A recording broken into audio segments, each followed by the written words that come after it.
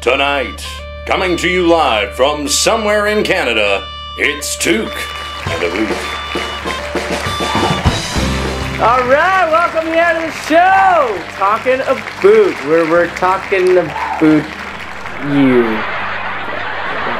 Really, just it's the first episode brought to you live from my parents' house in their basement. If you're wondering, yes, it is just a laugh track. Alright? No one is actually here. So, with this being episode 1, we decided to look at what kind of news was brought to you from all sides of this wonderful land of Canada. Ladies and gentlemen, this is the year of scandal. Now, when coming to summarize this year's scandal in around a 22-minute format, we kind of realized we needed to look at the most simplistic, basic, easy to follow, run-of-the-mill. I didn't see you there. You know what? Mansbridge? It's all you, buddy. 3 words. Senate, Rob Ford. Just confirming for you guys at home, that was in fact 3 words. But, you know what you can get for less than 3? 2.49. Which is also what you can get at Jesse Johnson Mortgage Brokers. 2.49. Just for you. We need sponsors. We need more sponsors. So, this year, Rob Ford decided to graciously come into our television sets in ways we've probably never even seen. On this side of the 49th parallel. That's Canada. That's where we are. And seeing as we're yet again trying to find out ways to summarize and condense and simplify and make basic, and you're still here! Yeah, Mansbridge, you. One more time. Well, 2 weeks ago, the Rob Ford story almost seemed funny. Last week, it just seemed sad. How do you describe it now?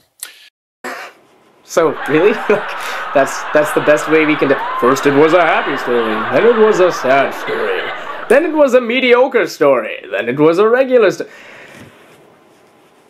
At least we're not treating him like he's a kid or anything, right? And so, you know, again, he's just tired, I guess, and he figures that it'll go away and it'll be almost like, you know, remember, he's the baby of this sort of interesting family that came from nothing that is done very well. And little Robbie will be okay in the thing, and Mama and the brothers will rally around him.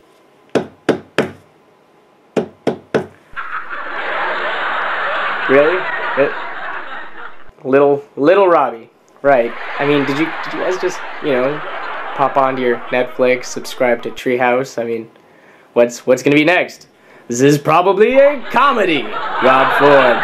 This is a tragedy. This is an action-adventure. This is a romantic drama. This is 7 years ago. On so forth, this day it's a trap. And within that trap, it's Red October stat. Why does Admiral Akbar sound like Sean Connery there? Anyways, aside from the simplistic stories we can break down in the CBC break room, we, you know, thought surely we'd actually get some utmost remorse and stuff directly from the source. So, you know, after all this, maybe he actually has something regretful to say? I'm loving this. My record speaks for itself. I apologize for my mistakes. I'm only human. I can't change the past. What it is, it is. Yeah. Well, of course he's loving it. Because we can't get him to leave. We've elected him, he's staying here, and as he keeps reminding us on October 24, 2014, we have the chance to get little Robbie back onto the stage. While we're at it, is there anything else you'd like to say? Anything politically changing, completely incorrect, so unbelievably outrageous? Would you like to say anything of that sort? This is the biggest coup that you have ever seen in North America. Really? The biggest coup in North America? The biggest coup in I mean, I would have argued that the biggest coup in North America was when the American affiliate bought out Flashpoint and they canceled it. But really? And you know, I'm just gonna point this out here. Real coup attempts and successes include maybe the War of 1812, the American War of Independence, and the Wilmington Insurrection of 1898, where they literally overthrew the governor because he supported African Americans.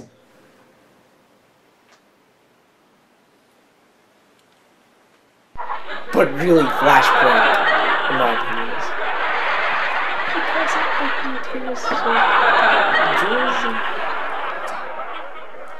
here to talk about how we sunk so unbelievably low. Together. Ladies and gentlemen, Stephen James, Chelsea Noel, the Gander. Guys, Rob Ford. Yes, no, happy, sad, left, right, thoughts, opinions. Stephen, we'll start with you. Definitely maybe. Naturally. Is that it? Is that all you got? Well, I may have more, but I might not. You can't be certain with these types of things. You really have to be cautious and take things one thing at a time, or two things, if you prefer. You know what I'm saying? I'm trying so hard. Is there any way you can draw a picture for me, or? Well, let's look at the facts. We have a mayor of a city that may or may not have done some things that may or may not have, indirectly or directly, affected some people by not affecting them at all. Okay. I hope that clears things up. As clear as frosted glass. Chelsea, what's going on here? I mean, I think we just have a guy who just wants to unwind after a long day at work and just have some fun. You know, the guy has a ton of responsibilities. If he wants to do crack, cocaine, meth, that's alright. Who cares? Shouldn't we be worried that he's kind of running the biggest city in Canada? You know, I was class president in high school, and all I had to do was plan the school dance. What does this guy have to do? He just sits at his desk all day, eats a few donuts, does a few lines. You know, he's got to do what he's got to do to get through the day. Are you explaining his day at the office or your day at the office? Because you did do that donut run. I did, but let's not talk about that. Okay, you know what? Right. Maybe he does need to take a look, but maybe we're just super hyper-focusing this guy. I mean, what about London's mayor, Joe Fontana? Stephen? Well, first we need to specify what kind of London you're talking about and who exactly is Joe Fontana or who he isn't. Okay, so just to clarify, Joe Fontana is the mayor of London, Ontario. That's Aha. Also Canada. Ah, yeah. Well, now we're getting somewhere. Now, comparing him to Rob Ford is like comparing apples to oranges. They both may or may not have done stuff. But he actually did. He's actually committed of fraud. But what is fraud when we break it all down? He stole upwards of $8 million to help fundraise his son's wedding from a charity and then keep whatever his son didn't spend for himself. Now that may be some people's opinion. That's pure fact. Did he buy crack with that money? No, but I'm pretty sure he threw a rad party. I'm iffy on parties. Really? Yes. Really? Okay, so let's just put it this way. One guy buys a bunch of lines, okay? He goes out, he does a couple things, admittedly once, admittedly many times, and admittedly the screen doesn't work.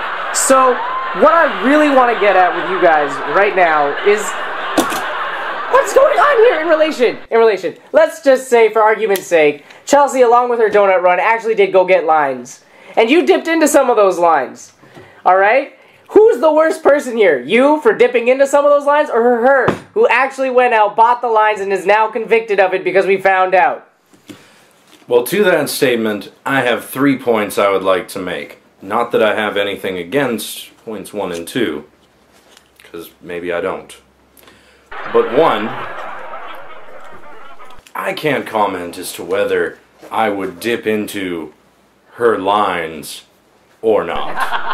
2, we don't really know, one way or the other, if they are her lines.